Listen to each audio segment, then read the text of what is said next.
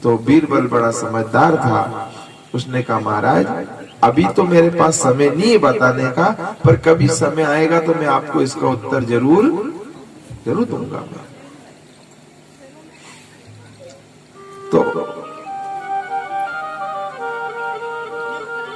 कुछ समय बीता। एक दिन बीरबल अकबर की बेगम के पास गया, उसकी पत्नी के पास गया और कहने लगा महारानी थोड़ा सा आप मेरा साथ दो, मैं आपसे जो कहूं वह कर लो तो मेरा काम बन जाएगा, बहुत जरूरी काम है। बोले बताओ क्या करना है। बोले आज आपको राजा से कहना है कि हमें जमुना जी में थोड़ा सा नाव में बैठना है, नाव विहार करना है, यमुना विहार करना है। बोले फिर मैं आपको एक कुछ दूंगा और आप उसको फेंक देना पानी में, तो थोड़ी देर चिल्ला देना कि मेरा बेटा गिर गया, मेरा बेटा गिर गया। बोले राजा नाराज हो गया तो बोले उसकी मेरी जवाबदारी। तो ठीक है। जैसे ही राजा भोजन करने के लिए दोपहर में आया अकबर, तो उनकी बेगम जो थी जोधाबाई, उन्होंने कहा कि महाराज मैं थोड़ी यमुना विहार की इच्छा हो रही है, बहुत दिन आप हो गए आपके साथ यमुना विहार नहीं किया है, तो क्यों ना आज अच्छा मौसम है ठंडा ठंडा और अब चलो यमुना विहार हो जाए। तो अकबर ने कहा बिल्कुल। उसने आदेश कर दिया आज शाम को 4 बजे हम यमुना विहार पे निकलेंगे, हमारी तैयारी की जाए। बीरबल जी सरकार। 2 नावें सजाई गई। कितनी? एक नाव में तो ए लड़के 5-5 रुपए।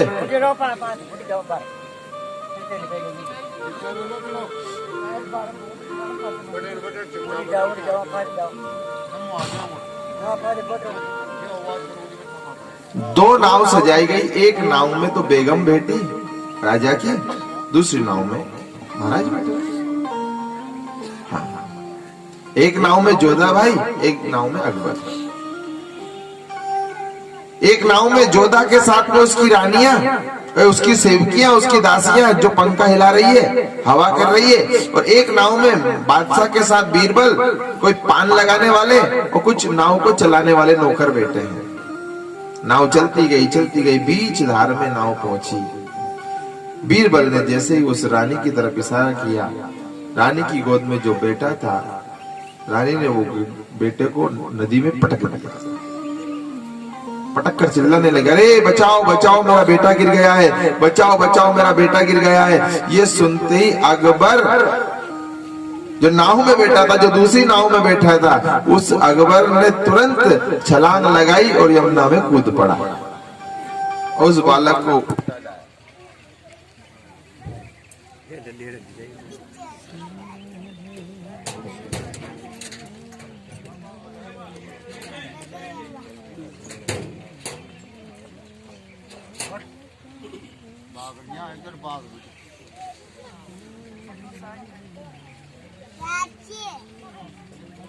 आवाज न करा चुपचाप बैठे भाई बाहर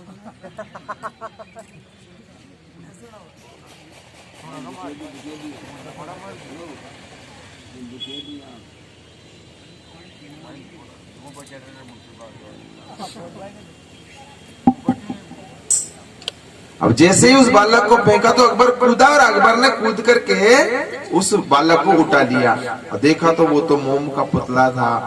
अकबर को बड़ा क्रोध आया, अरे मेरे साथ ऐसी मजाक करने की हिम्मत तुम्हारी, मेरे पूरे कपड़े भींच गए। गुस्सा होने लगा। क्यों जोधा ने कि महाराज मेरी गलती नहीं, ये आपके इस बीरबल ने ऐसा बोला था। क्यों रे बीरबल, मेरे साथ ऐसी मजाक? बीरबल हाथ जोड़ कहने लगा, महाराज आपने एक दिन मेरे से प्रश्न पूछा था ना कि भगवान बार बार पृथ्वी पर क्यों आते हो? बोले हाँ, ये उसका जवाब है, ये उसका उत्तर है। बोले कैसे? बोले महाराज आपका जब बेटा गिरा तो नाव में आप अकेले ही थोड़ी थे, मैं भी तो था, नौकर चाकर थे, पान लगाने वाले थे, तो आप खुद ही क्यों कूदे, हमसे कह देते? अकबर कहने लगा, मूर्ख, मेरा बेटा डूबे में दूसरों से क्यों बचा देगी? मेरा बेटा डूबेगा तो मुझे ही तो बचाने जाना पड़ेगा। बीरबल ने कहा कि महाराज आपका बेटा डूबा और आप बचाने के लिए कूद पड़े, उसी समय मेरा परमात्मा देखता है कि उसका कोई भक्त डूब रहा है, वो किसी से नहीं कहता, खुद बचाने के लिए दौड़ पड़ते हैं, किसी से नहीं कहता। गंगा का किनारा अजय ऋषि विराजमान है, जय जयकार हो रही है, राजा परीक्षित बैठे हुए हैं, सुखदेव जी महाराज विराजमान है और कथा चल रही है। सज्जनों, कल आपने सबने यहाँ पर सारदल को वृंदावन बना दिया था, खूब नाचे, खूब बधाइयां बटी, खूब जय जयकार हुई और नंद के आनंद भयो जय कन्हैया आनंद हो गया। वसुदेव जी की उस जेल में कंस ने माता देवकी को, वसुदेव जी को जेल में बंद कर दिया था। 6 संतानें मार दी, 7वीं बलराम जी के रूप में रोहिणी के गर्भ में चली गई और 8वीं में स्वयं नारायण जेल में प्रकट हो गए। भगवान ने आकाशवाणी कर दी, मुझे यहाँ से गोकुल छोड़ाओ, कुछ समय बाद वापस मैं तुम्हें छोड़ाने आ जाऊंगा। एक बात ध्यान रखना, हमारा कर्म कभी भी हमारा पीछा छोड़ने वाला नहीं, ये बात मैंने कल भी की थी आपसे। सब लोग पीछा छोड़ देंगे, लेकिन कर्म, भगवान ने कहा कि माता वो दोनों माँ बाप रोने लगे, बेटा तुम भगवान हो, तुम अब तो काट दो हमारी अटकड़ियां बेड़ियां, अब तो तुम आ गए हो। तो भगवान ने कहा अभी तुम्हारे पूरे कहाँ हुए हैं, तुम्हारे जिस दिन पूरे हो जाएंगे उस दिन देर नहीं लगेगी, इसलिए और भोगो, मैं जा रहा हूं, मुझे वहां छोड़ाओ, क्योंकि भोगना तो भगवान ने कहा कि भजन का बाटा हो सकता है, कर्म का बाटा, बोलो माताओं, काई का बाटा हो जाएगा, धन का बाटा हो जाएगा, संपत्ति का बाटा हो जाएगा, घर का बाटा हो जाएगा। 4 भाई उस एक घर के 4 टुकड़े कर देंगे, संपत्ति के टुकड़े हो जाएंगे, जमीन में एक खेत में 4 मेर पड़ जाएगी, लेकिन जो करेगा उसको ही भोगना। एक डाल पर तोता बैठा, कहा ना, गुरु की करनी गुरु करेगा, चेला की चेला, उड़ जा हंस। तो जो करेगा, यदि गुरु करेगा तो कौन भोगेगा, और चेला करेगा तो यहाँ दूसरा ले नहीं सकता है, नहीं, डिपार्टमेंट ही अलग है साहब, और सब में आप हिस्सा बटा लोगे। मेरे लिए चाय क्यों नहीं रखी, बनाओ, चाय बना लोगे आप, तुमने अकेले अकेले खा गए हो, मुझे क्यों नहीं खिलाया, बनाओ, अब तो बनाना पड़ेगा आपको। लेकिन कर्म की गति टारे न टरे रे वाही, कर्म की गति बड़ी गहन है। भगवान ने मना कर दिया अपने माता पिता से कि माता पिता, मैं भगवान हूँ, मैं चतुर्भुज नारायण हूँ, लेकिन मैं नहीं काट सकता हूँ। क्यों? क्योंकि तुमने बोया है तो तुमको काटना ही पड़ेगा, तुमको ही काटना पड़ेगा, और समय आएगा जिस दिन तुम्हारा पूरा हो जाएगा, देर नहीं लगेगी, मैं आऊंगा और तुम्हारी हाथ की हथकड़ियां, पांव की बेड़ियों को काट दूंगा, मुझे यहाँ से हटाओ। वहां से ले गए, नंद बाबा जो गोकुल में रहते हैं, उनकी पत्नी का नाम यशोदा है, वहां जाकर के श्री कृष्ण को सुला दिया। ऐसा ही हुआ था ना, रात में सुला करके आए, वापिस आए, हथकड़ियां लग गई, बेड़ियां लग गई, और सज्जनों वो जिस कन्या को लेकर के आए थे वो कन्या रोने लग गई। कंस तलवार लेकर के आया, देखा अरे ये तो कन्या है, बस पैर पकड़कर जैसे पछाड़ने लगा, वो कन्या हाथ से छूट करके अष्टभुजी दुर्गा बनकर के आकाश में प्रकट हो गई और आकाशवाणी कर दी, कंस तू मुझे क्या मारता है रे, तुझे मारने वाला तो गोकुल में जन्म गया। अंतर ध्यान हो गया, कंस घबराने लगा, दुखी हो गया, अरे राम राम, इन देवताओं की बातों में मैंने अपनी बहन के 7-7 बेटे, 6-6 बेटे मार दिए, मैं बड़ा पापी हूँ, अनाचारी हूँ, अत्याचारी हूँ, अब मैं क्या करूं? कंस दुखी है। अब गोकुल में चलते हैं सब। गोकुल के राजा है बाबा नंद, उनके एक नहीं दो नहीं 8 भाई है। नंद, उपनंद, महानंद, सतानंद, देवनंद, व्रतनंद। उन्हीं नंद बाबा की पत्नी का नाम है यशोदा। यशोदा किसे कहते हैं? जिसका यश तीनों लोकों में फैला हुआ है, उसी का नाम है यशोदा। यशोमती, जिसकी मति सबके लिए अच्छा सोचे, कभी किसी का बुरा ना सोचे, वो है यशोदा। ओ मैया यशोदा। क्यों कमला भाई 4-5 दिन से कहाँ गायब थी? आज टाइम मिली, उसी दिन आ जाती प्रसाद खाने के लिए। अरे हमारा चेला हो रही नहीं आ रहा, कहता मैं देखो सब आना चाहिए, तुम्हारा गुरु भाई गुरु बहने नहीं आ रही। हम तो कह था सभी निमंत्रण देखा है। हम अपना वाला से केड़ो पड़े, दूसरों से नहीं कह सका। क्यों माता?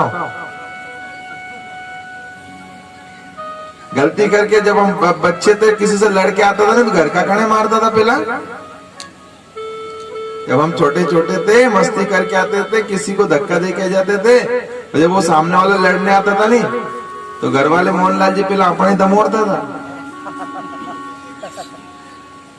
घर का मार लो, बढ़िया रहे, दूसरा से मत लड़ो। अब कमला भाई शिष्य तो उनसे क्यों पड़ेगी? वही क्यों 2-3 दिन से कहाँ गायब थे? बाबा नंद, यशोदा। मैंने कई बार आप लोगों को कथा में सुना दिया है कि 4-5 प्रकार के सुख शास्त्रों में कहा गया है। कितने प्रकार के सुख? 5 प्रकार के सुख। पहला सुख निरोगी काया, दूजा सुख घर में हो माया, तीजा सुख सुलक्षण नारी, चौथा सुख पुत्र हो आज्ञाकारी। हाँ बताओ, सबके साथ है ये सुख है? पहला सुख निरोगी, शरीर तो करीब करीब सबका ठीक ही है, किसी किसी को लग रहा है रोगों से, सब ठीक है।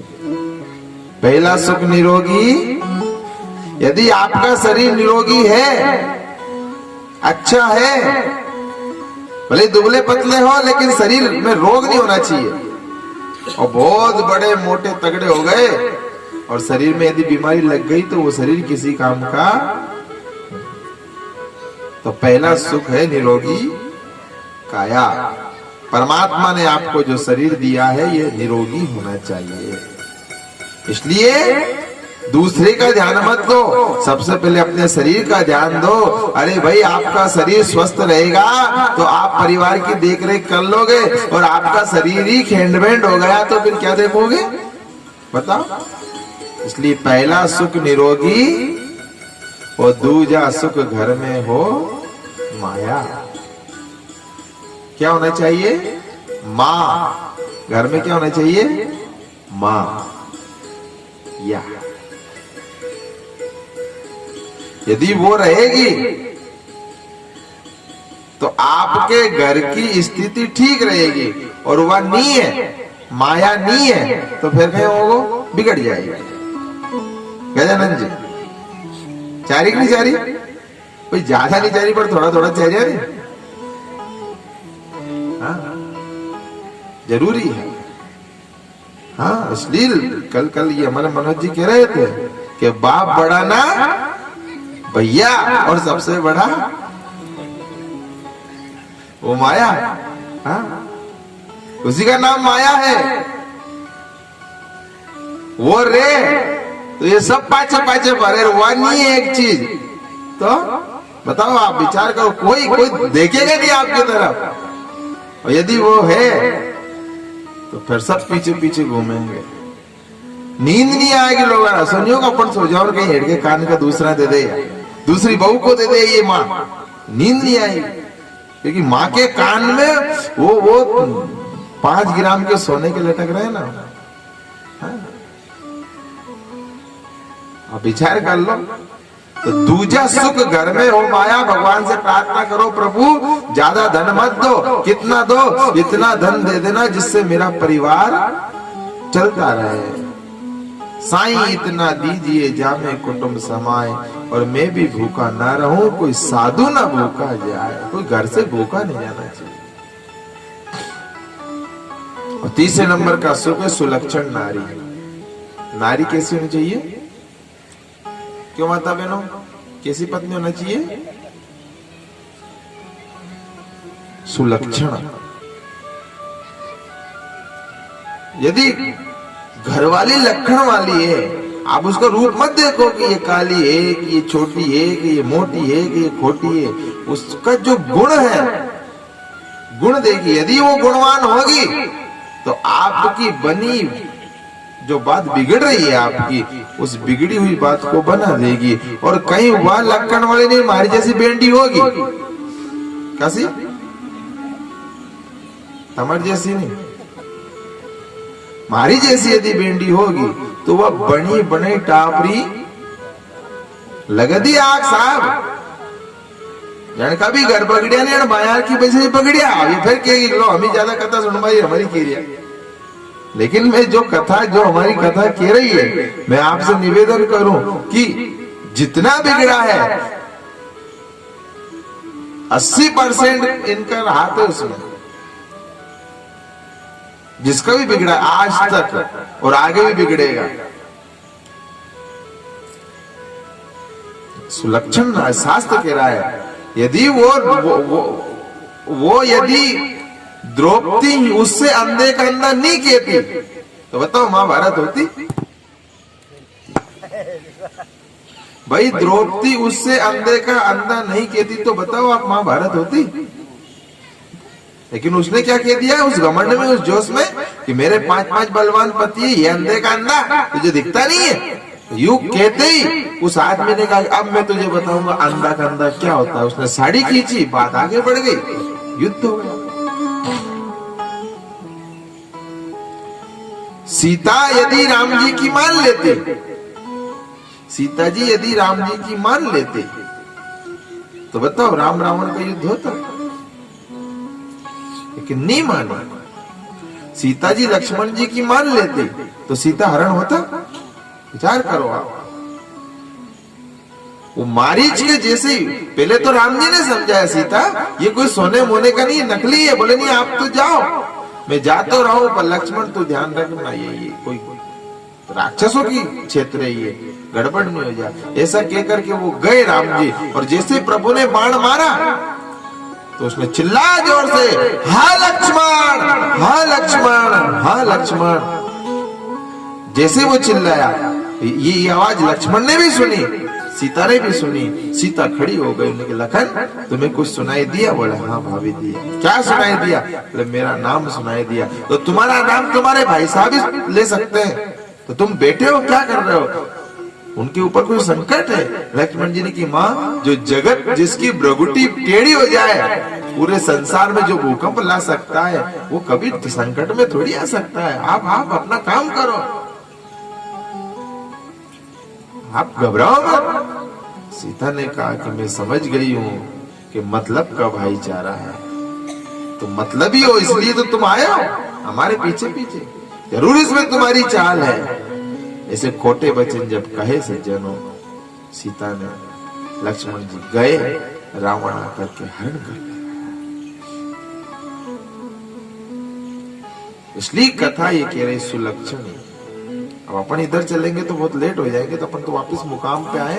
5 प्रकार के सुख है। पहला सुख निरोगी काया, दूजा सुख घर में हो माया, तीजा सुख सुलक्षण नारी, चौथा सुख पुत्र हो आज्ञा। बेटा कैसा होना चाहिए? बोलो कैसा होना चाहिए? डंडा देने वाला? क्यों मंगल सिंह, कैसा होना चाहिए छोरो? भगवान एक बेटा दे या 10 बेटा दे, लेकिन बेटे ऐसे होना चाहिए जो हमारे नाम को आगे बढ़ावे, नाम में डुबावे नहीं। लेकिन ये कलयुग है माता बहनों, इसमें ना तो बेटों का दोष है ना तुम्हारा दोष, इसमें तो हवा का दोष है। हवा ही ऐसी चल रही है, क्या चल रही है? वो तो 100 में से 80 तो काले होंगे, क्यों? कोयला में खदान में काम कर रहे हैं ना। कहाँ काम कर रहे हैं अपन? कहाँ रह रहे हैं अपन? कोयले की खदान में रह रहे हैं, तो 80 तो टच में आएंगे। आप कितनी कोशिश करो, 80 तो पीवा लगी जाएगा। 80% तो चले ब्राह्मण हो या कोई हो, बोले बनिया हो। क्यों? अब लोग कहते हैं महाराज ब्राह्मण बहुत ज्यादा दारू पी रहे हैं, क्यों? उनका ब्राह्मणों का भी दोष नहीं है, वो खदान में उसी में ही काम कर रहे हैं। अब विचार करो, कोई कोयला ही खदान में काम करवा जा और शाम को घर आया था, क्या बिना बिना काला होया आया क्या? बोलो, उसको कहीं ना कहीं दाग तो यही तो असा जो पूरा ही काला हो गया, बिल्कुल भूत। वे खुद ही नहीं पहचान पाए कि अपन कौन है। अपन काम करवा वाला कर रहे, कोई कोई के जगह जगह टीचे हो गए, कोई कोई क्यों रहे, ये क्या हो गया दादा नौकरी ऐसी जाकर नहीं कर रहा। तो रे इस कलयुग में रह रहे, कलयुग इतना भयंकर है, ये चपेट में ले लेता है। अच्छे अच्छे साधु और महात्मा को ले लिया साहब, नहीं छोड़ता है किसी को, क्योंकि नौकरी मांगता है। ये तो जिसके जा पर कृपा राम की हुई, जिसके ऊपर मेरे नारायण की कृपा है, जिसके ऊपर मेरे परमात्मा की कृपा है, वो बच जाएगा। आ रही समझ आपको? कौन बचेगा?